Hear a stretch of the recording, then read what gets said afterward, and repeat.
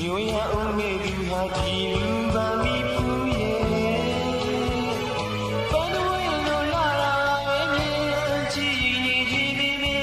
ခွေတို့ရင်နေဝဲချွေလူပါဆိုမင်းပွင့်လာမင်းရဲ့သူမင်းလာလာမင်းရဲ့သူမင်းပွင့်လာမင်းရဲ့သူမျိုးရဆောင်လာရဲ့ချိန်နာနေရအောင်ပါမီဖူး